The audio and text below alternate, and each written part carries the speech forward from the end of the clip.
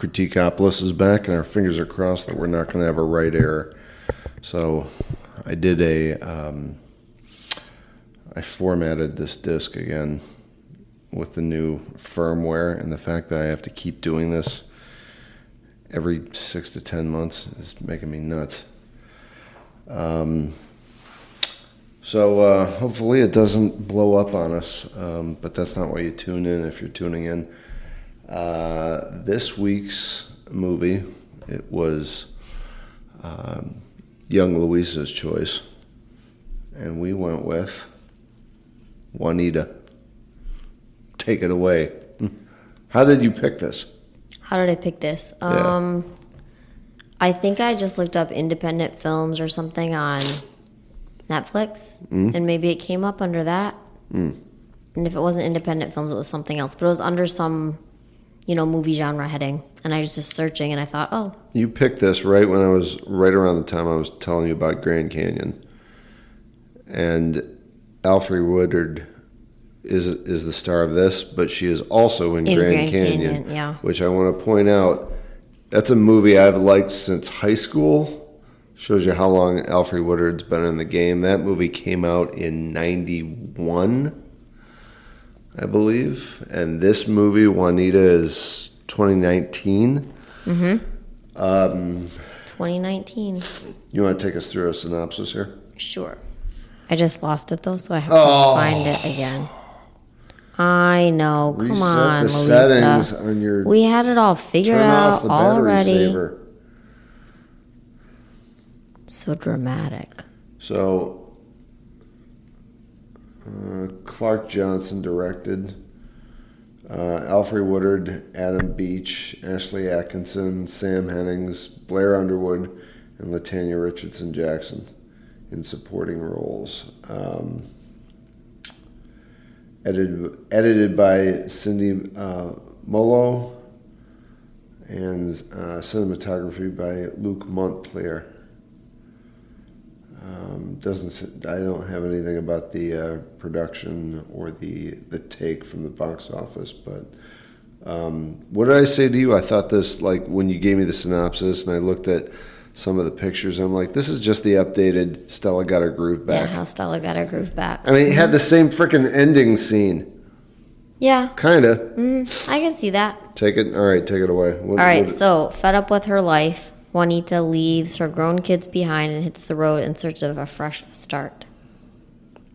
That's what we have on IMDb for this synopsis, but it's a lot more than that.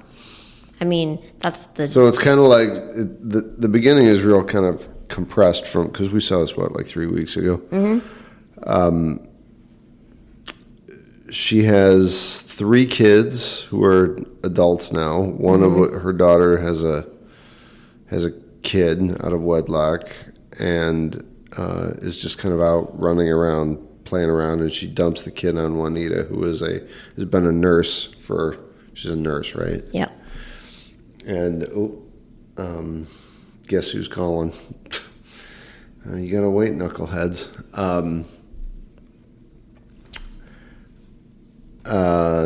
So the daughter has a kid. The son is just kind of a doofus, right? I think... He just doesn't really have much of a... Doesn't she have 2 sons? She does. I'm talking about the one at okay. home. The one at home doesn't really do much. And then... also, side... I think that her daughter's, kid's father is living with her too, right? No, that was the other brother. Oh, I missed that. Yeah, no, Sorry. that was the brother. That was the brother. Okay, yeah, so he is. You're right. Okay, keep going. And then her favorite kid got locked up on some BS charges. And he's the one who's actually got a decent head on his shoulders, but he was at wrong place, wrong time, and kind of she's from where? Cleveland? I think Cleveland. Sounds about right. Yeah, funky area. And she might go to Cleveland, to be honest. No, she goes to Butte, Montana. Oh. This was your pick, woman. Unbelievable. Hold on. It was 3 weeks ago. You said it. Hold on. Okay, and we're back. All right, yeah, no, they're in Cleveland. And she goes to Montana.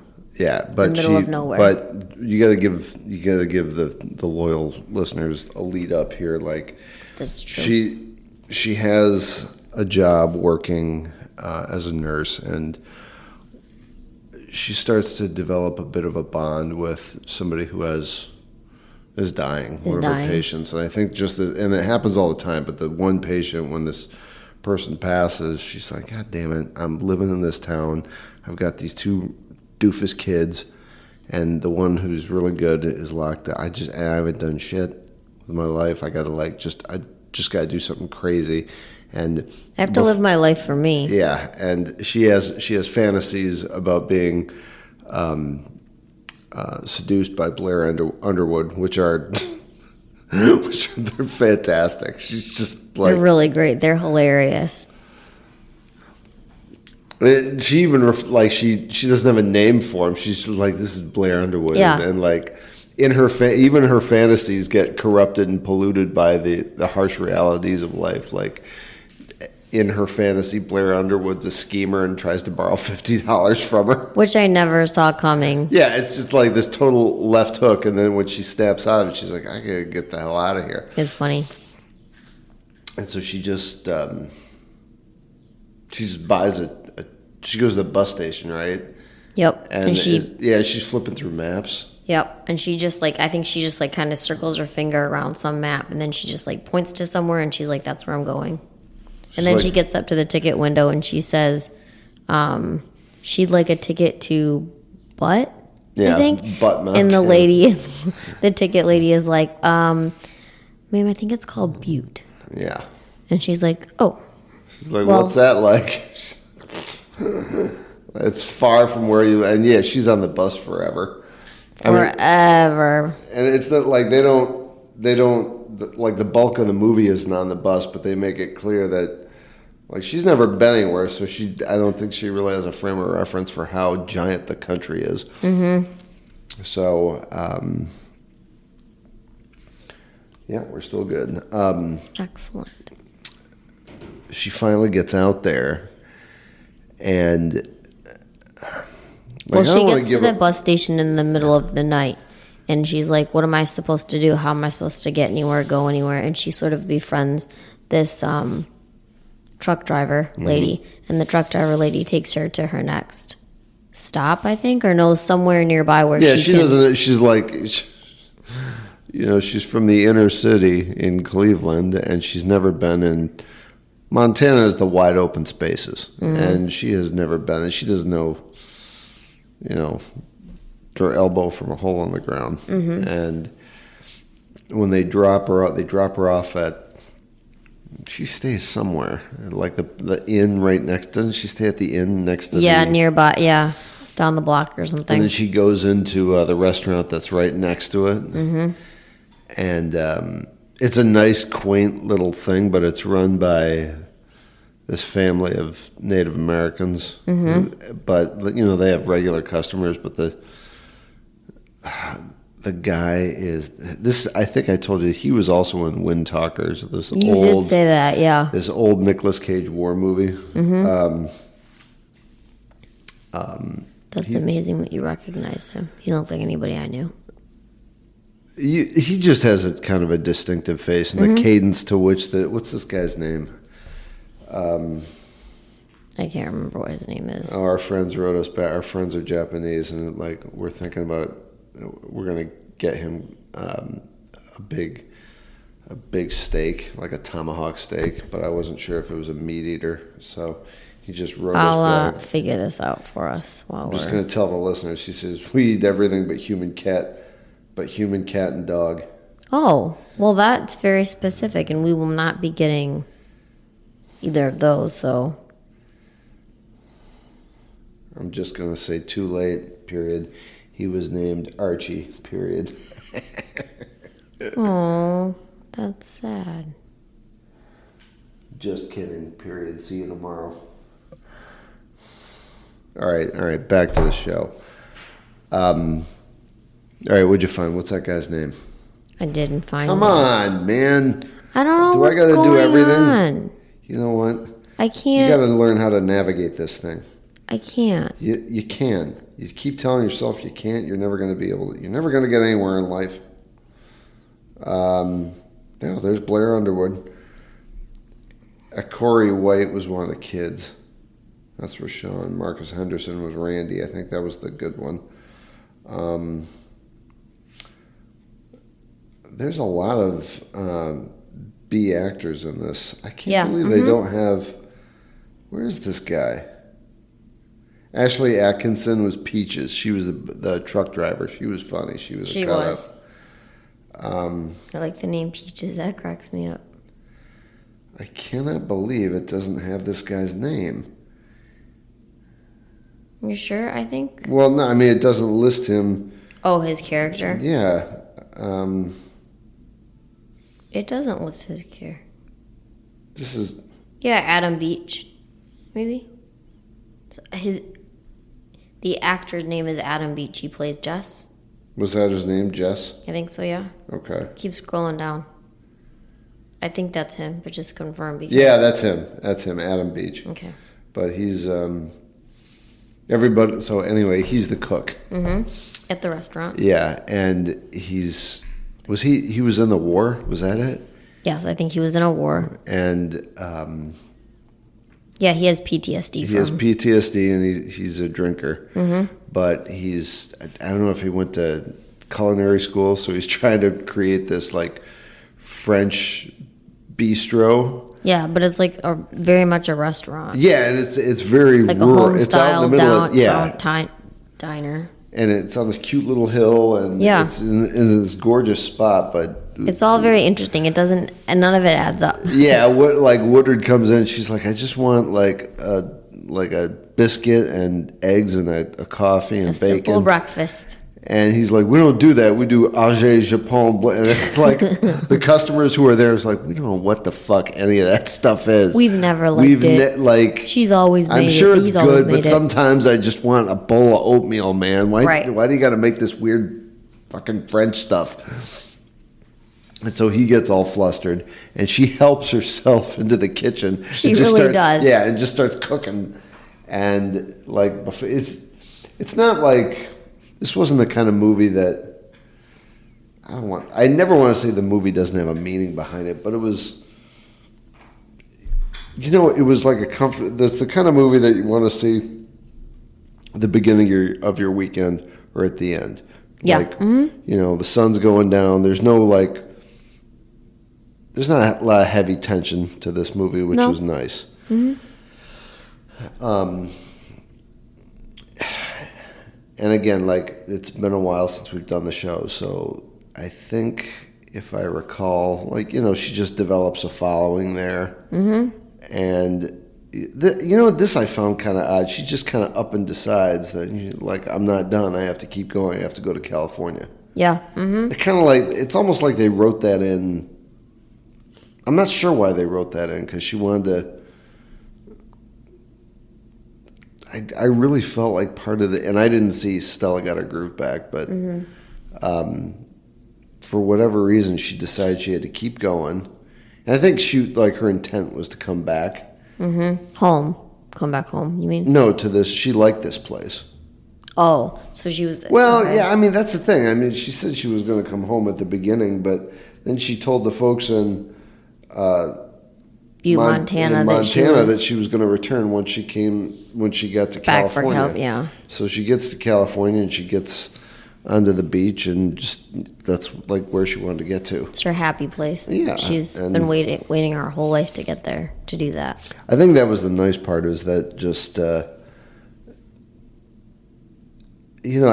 we're talking about, I don't know about you, but I kind of have revelations when we're talking about these movies, is that if you're doing the same job for like years and years and years, like you know that there's a world out there to experience, but you have to, and sometimes it just seems so far away, and it's really not. It's like she just gets on. She's like, here's $80 or $100. You get a bus ticket, and you have the adventure. You do it. And a lot of people thinks it's, there's so much weight to it, and there's really not. You pack a bag, have some money in your pocket. You got it's very basic what people need. You need she's going to sneeze. You just need to find a place to stay.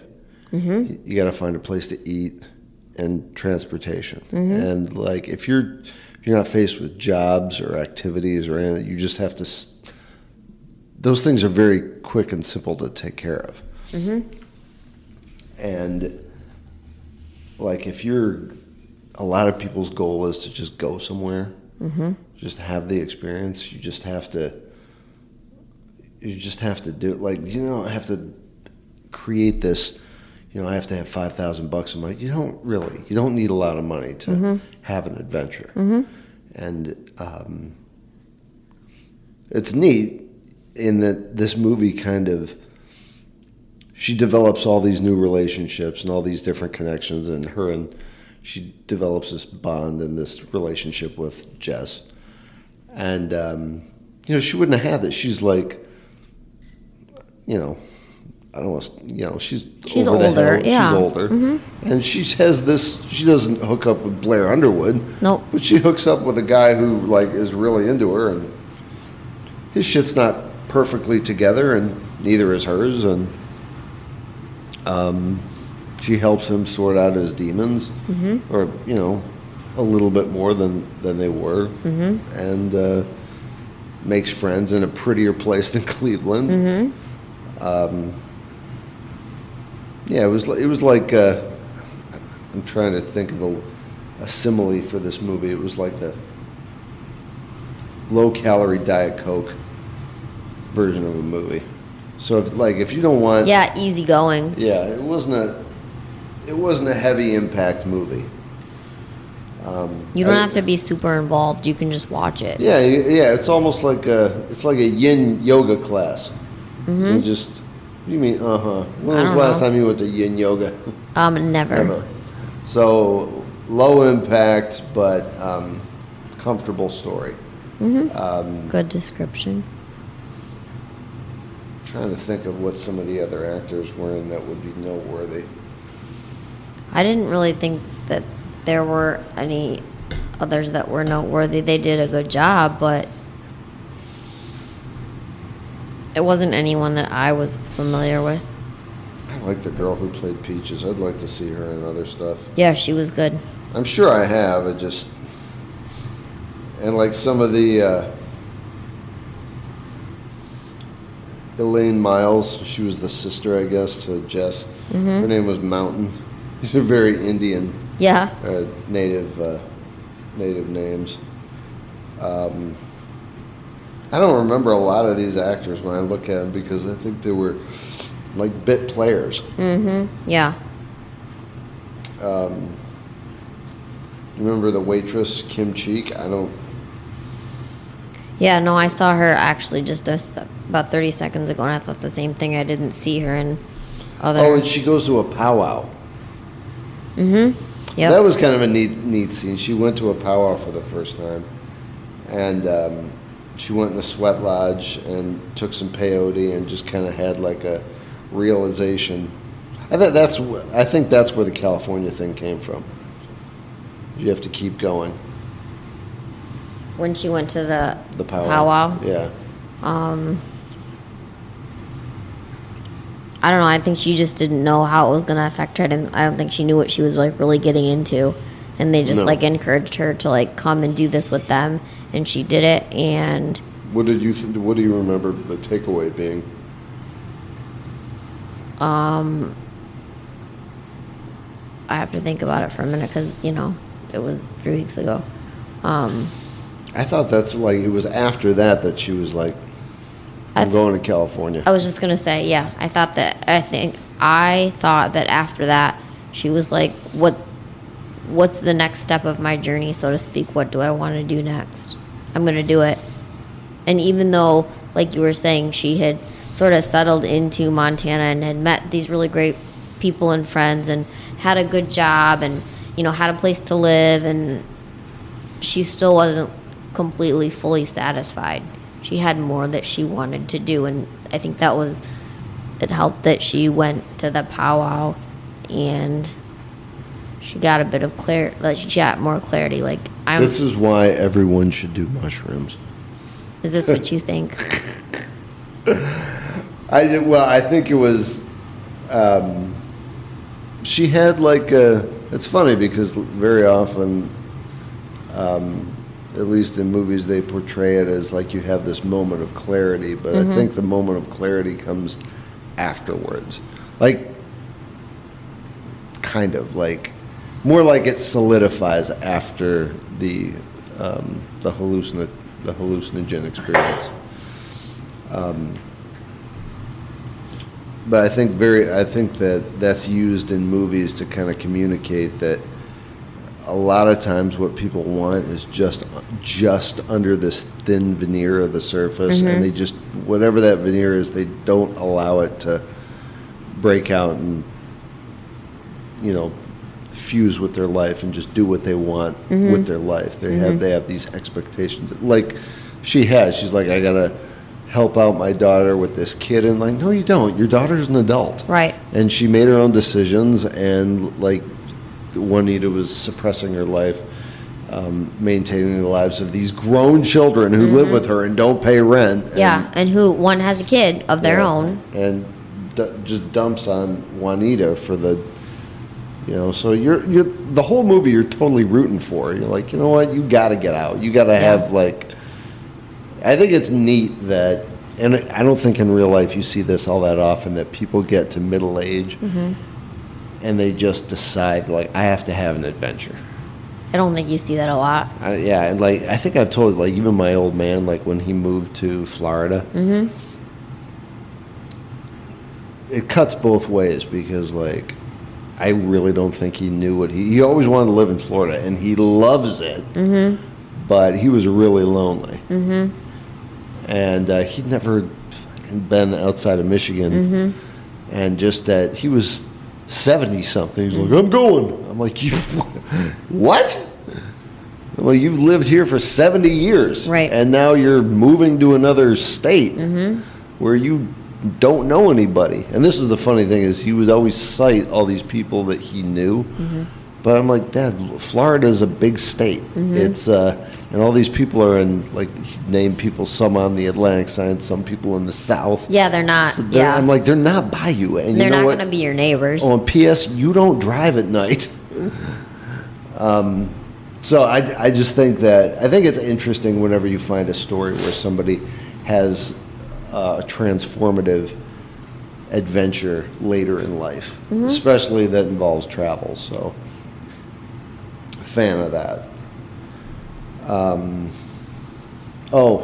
didn't want to get away from. Do you care if we do the recipe? No. All right. Which I just found. So, as always, for the honey-based recipe.